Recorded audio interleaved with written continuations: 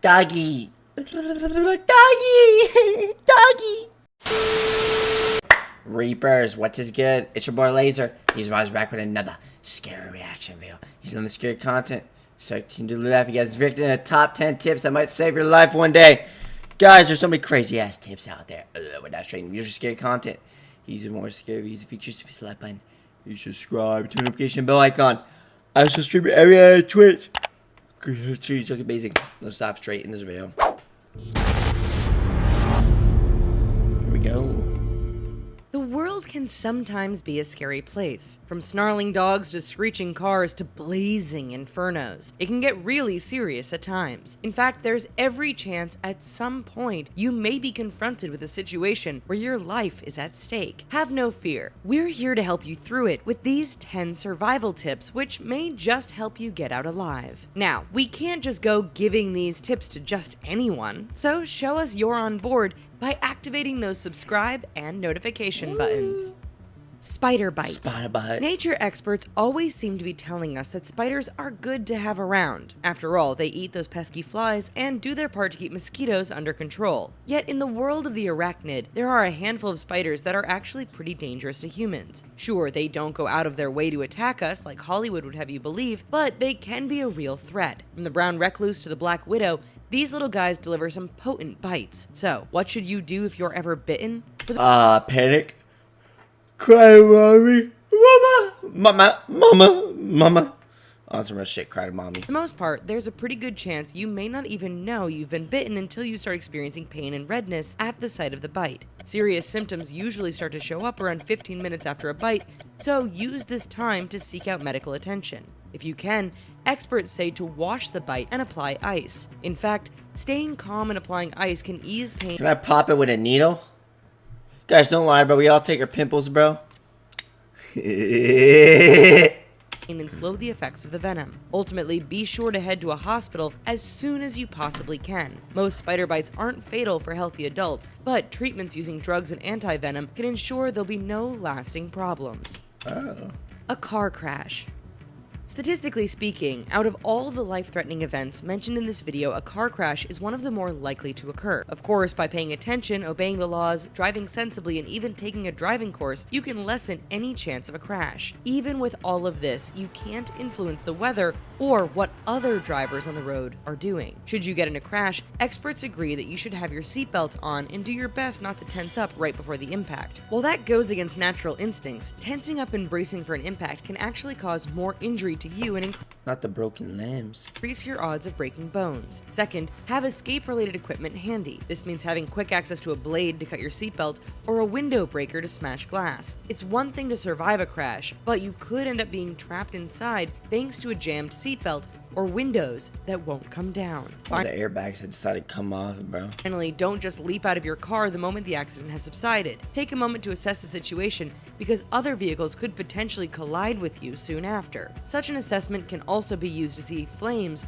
or smell fumes to warn you of potential dangers. Falling from a plane. People go skydiving every day, hurtling toward. I want to go skydiving, just not bungee jumping. Like, skydiving actually seems pretty fun, bro. Like, and the fact that you get to do it like with someone else, because like you got to be with like another person, it's pretty fun. But it's like bungee jumping just doesn't even seem enjoyable. Like, you're just attached to some string, bro, and that's literally just making you hang. Like, you're literally just playing with death, basically. Towards the ground, they generally don't worry too much because they have a parachute. But what if you're falling from a high altitude without a parachute? It has happened, and there are cases of people surviving falls of tens of thousands of feet. We'll be honest, your odds of surviving aren't very good at all, but there are things you can do to add The real question is, where's her clothes? some hope. First, strike the right pose. This means to face the earth, arch your back, and make sure your arms and hands are stretched out and knees and elbows bent. This will give you stability and, more importantly, increase your drag, which will slow you down. With this done, you can actually steer yourself in the air. Look for the best possible terrain to land on. This includes snow, freshly tilled fields, and especially sloping hills. Mountains. Forests and thick brush can be good, but also increases your chance of getting impaled. Avoid water and rocks and concrete because these are the hardest surfaces to hit. Then, all that's left to do is relax and try to get your body vertical right before impact. Your odds aren't great, but people have survived falls of over 20,000 feet. Elevator fall. To give you an idea of how rare being in a free-falling elevator is, bookmakers say you have a far greater chance of... I know when you're in like an elevator, you gotta like land on your back, bruh. Always land on your back. Don't worry. It's not like, wait, is it back or stomach? I think it's back. I never understood that. I mean, I think elevator falls are always saying like laying on your back is like your best chance of survival, but it's like, bro, like if I lay on my stomach, it's not gonna make a difference. You know what I'm saying? Like I'm literally gonna break my spine. Oh no, the spine fluid goes everywhere. You know what I'm saying? Spotting Elvis alive. With that out Elvis is alive. What the fuck? Elvis! of the way, we're here to give you a few tips to improve your chances of survival should the near impossible happen. There has only been one recorded incident of a person enduring a long-distance elevator fall. In 1945, a woman survived a 75-floor plummet in the Empire State Building. So it can be done. How did she do it? Some people say that you should try and jump the moment the car hits the bottom. In addition to needing the precise reflexes of a cat, this would only reduce your body's speed a few miles per hour and increase your chances of hitting the ceiling. Another tip some think you should try involves bending your knees to try and absorb the impact. That won't work either as your Bend those knees, buddy. Bend those knees. Oh. Split. legs and spine will snap like a twig. Your best survival technique, should the scenario ever occur, involves lying down flat on your back. It's not a guarantee for survival and you'll likely suffer quite a few broken bones, but it does seem to be the best option. Ooh, fire. I love fire, bro. We Chaos. all learn about fire safety in school. Yet despite this, fires still break out and claim the lives of people all the time. I forgot, what does it mean when like fire's like bluish? Like, I remember I used to like be so interested in that, bro. I used to like be Albert Einstein towards that shit. Like, why? What does that mean when like the fire's like blue? What the fuck? First rule to surviving a fire in your home is to have working smoke detectors and an escape plan. With those factors in place, the next step is to act. So you are awoken one night by the scream of an alarm and a choking, thick wall. I thought that was like in my fucking barn, bro. That sounded so damn real. Holy shit. Some of these videos, bro, like the sound be so real. Like when I play those games where I hear that knocking sound, I'll be thinking it's like outside my fucking window. Of smoke. What do you do now? The answer is pretty straightforward. Get out as quickly and safely as possible. To avoid breathing in smoke and toxic fumes, stay as low as possible and, if possible, have a wet cloth to place over your mouth and nose. Feel doors before opening them. This will lessen the chance that you're about to head into a room that's actually a blazing inferno. If you need to escape from a window, try to close the door of the room before opening the window. This should help lessen the sudden draft of air that could cause the fire to surge. Finally, when you do get out, don't go back in. You already beat the odds once, and we all know this game is rigged in the favor of the house. Dude, haunted house. Spooky jump scares. Ooh. Spooky jump scares. Oh, we got witch lady over here. She's riding that broom. House. Alright, time for our survival quiz. When it comes to sheer numbers of human victims, do you know which creature or animal is the most dangerous? Think about that while we show you a few more tips for survival. A dog attack. Humans have learned that when you live with dogs, there is also always the chance of a dog attack. Let's say you're walking home one day when a rather angry-looking dog steps out in front of you. What should you do? While every dog attack is different, there are things you can do to increase your chances of walking away. First, as with any animal, never turn your back and run. This will activate the dog's prey instinct. Second, try and avoid eye contact. Doggy. Doggy. Doggy. Guys, look, is that his name is Frosty. Is that Pipple I'm looking at? And don't smile. It's the equivalent of giving the dog the middle finger. Finally, back away slowly and make no sudden moves. Of course, should the dog charge, then it's go time. Arm yourself with anything that could be used to hit the dog. If you have a coat, wrap that around your arm as protection for when the dog tries to bite. Experts say that if your arm gets chomped down on, don't pull back. Instead, shove that arm as far down the dog's throat as possible to force them to release. Another useful tactic is to go for the eyes and push those thumbs in until the pooch decides it's too painful to continue the fight. Nuclear explosion. In the world of weapons, the nuclear bomb is the most destructive. They come in all shapes and sizes and use a combination of heat, blast force, and radiation to do their damage. But could you survive a blast? Sure, but it depends on several factors. First, if you are relatively close to a nuclear detonation, then odds are you're a goner. Sorry. Should you Well, radiation poisoning be like, alright.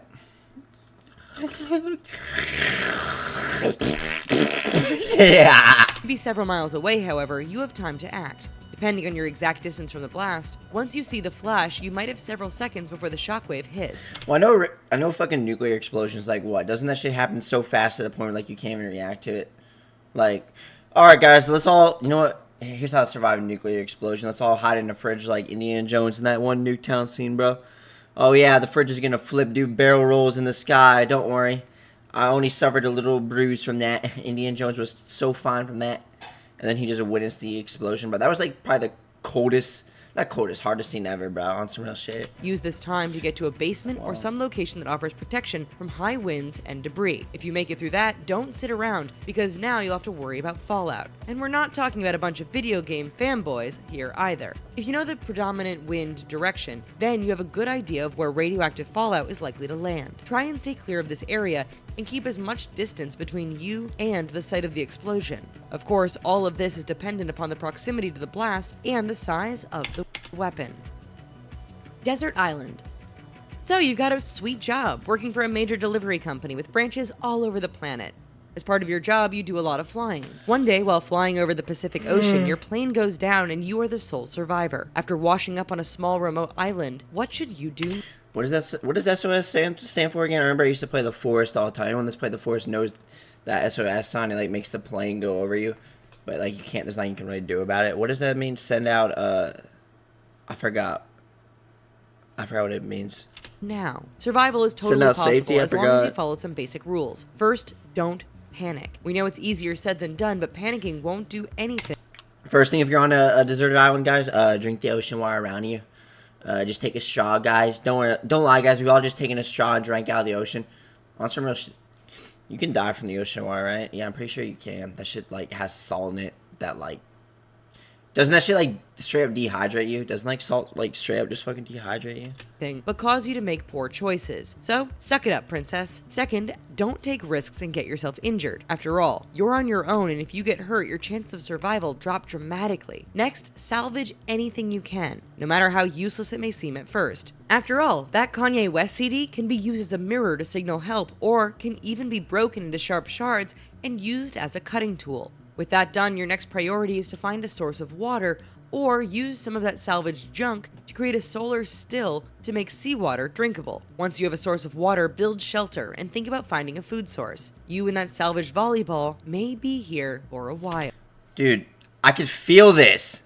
I could feel this, bro. I can just feel this looking at it, man. I just know, like, anyone that, like, used to, like, you know, back in the day, bro, gotten hit by this shit, bro. Oh, my fuck. Painful. I could just feel it scrape against my skin. Oh my god. This shit literally is straight up cement. Terminators.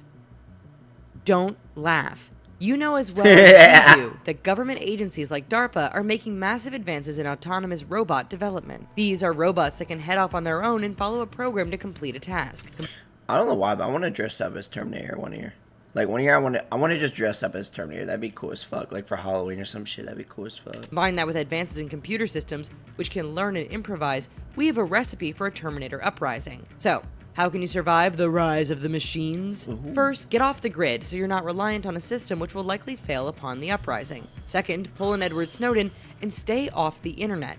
That way our future robot overlords can't track you and troll your latest Facebook post. However, should they track you down, be prepared. This means having some big guns that can fire armor-piercing bullets. If you need help with that, we actually have a video on these guns that you can legally own now in the US. Once armed, try not to draw too much attention to yourself and band together with like-minded humans. If at all possible, we suggest tracking down Arnold Schwarzenegger, Linda Hamilton, Arnold, get to the chopper, Arnold, or Christian Bale. After all, they have some experience in dealing with murderous robots. Shark Attack. Jaws. Hollywood has given them a bad rap, and it doesn't help that every now and then a news report comes out telling of an attack on an unsuspecting swimmer or surfer. Of course, we're talking about sharks. For the most part, sharks are harmless, yet like any wild animal, every now and then a human just happens to be in the wrong place at the wrong time. So, what should you do if that person is you staring down the snout of a great white? Well, survival tips are surprisingly similar to other animals. Be sure never to play dead or try and swim away. To the shark, one is an easy meal while the other is a fun game. Instead, always face your attacking shark and be prepared to punch, stab, and even claw it. Experts say to aim for sensitive areas like the gills, snout, and eyes. If at all possible, try and be armed in any such encounter. Even the seemingly most useless object can By me. Look at those big milkers. be more effective than going in with just your fists and feet. Of course, if all else fails, Bruce unleash Lee. your inner Bruce Lee and go mental on the shark. After all, if you can convince it that you're Bruce Lee would probably just tickle the shark. Tickle, tickle, tickle. too much trouble, the shark may seek an easier meal elsewhere. So, do you know which creature or animal takes the lives of the most humans every year? The answer, the mosquito. This little pest is said to be responsible for claiming around 725,000 lives a year thanks to the spread of diseases. So be sure to use repellent and get your shots. That concludes the Well, guys, that's it for this video. Hope you enjoyed it. Guys, which one of those tips was the most helpful to you? Is there the reaction content? These are more reaction videos featured to do. I'll see you next one. Peace.